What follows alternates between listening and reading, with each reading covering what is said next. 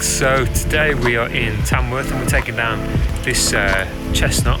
It's got a few issues with it. It's got around the union there, it's got some growth issues going on. Basically, the stem's girdled itself and, well, it's a structural weakness. This limb also extends heavily over a footpath, so there is a risk of failure there. And if it comes down on this footpath, it's going to cause quite a few issues. As you can see, it's the main walkthrough that people use. It's also got bleeding canker. So this tree needs to come down, and the one next to it has also got similar issues. It's got issues with the roots, as well as having a big lump of dead wood at the ground level. But yeah, it's got to come down.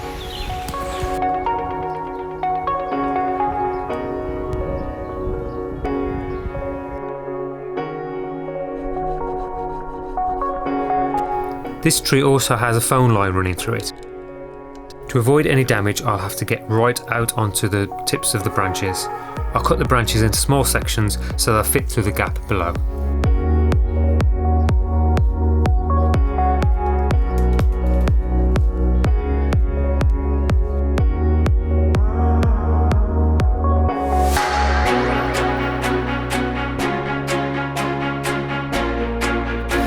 Bleeding canker is the disease of horse chestnuts. In most cases it's caused by a bacterial infection, and the black marks you see are where the cells have died, and if left unchecked it can cause a tree to go into decline and sometimes death.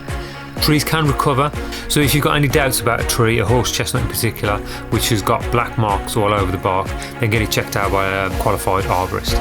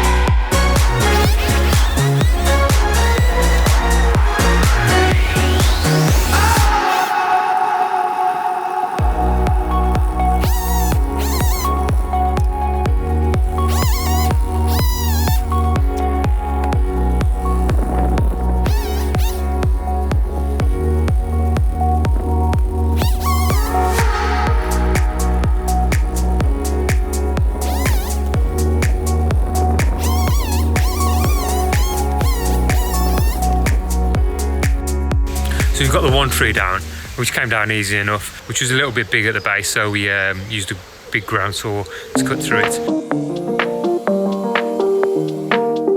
So the timber's all stacked ready to go. We've actually arranged for somebody to come and get it. He's got a machine called a vant, which is just like a mini loader. So he's going to come and grab the timber. That'll save us cutting it up into sections and mauling it by hand out of here. I just need to get the second tree down now. This tree has a number of shrubs underneath that we can't damage. So again, I'll have to get right out onto the tips to avoid any damage.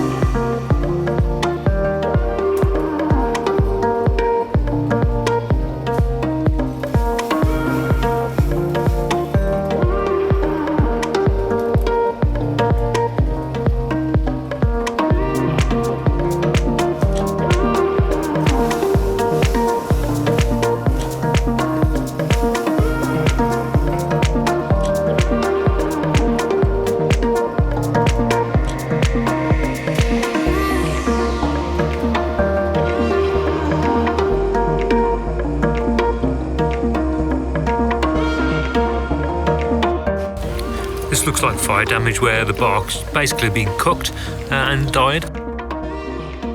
And you can see there how the new bark is grown over, and eventually, if left long enough, these would have included, and then the decay would have just existed in this section. The fire damage isn't anything to worry about on its own, but with everything else going on with this tree, the angle that it was, its location over a footpath, it was best to get rid of it, get it down.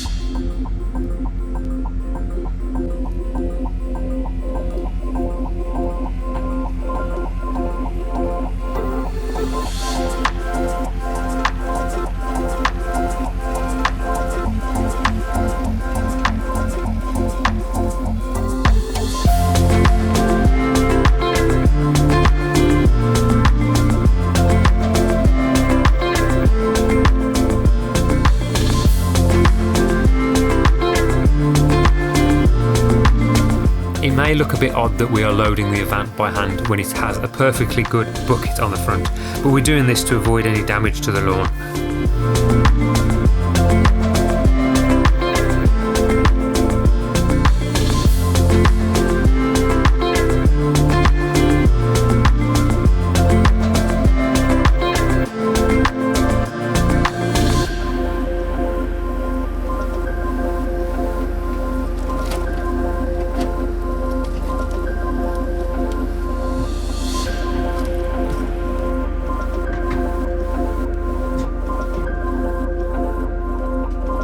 With all the timber removed from site, we just now need to tidy up, which is no small task in itself.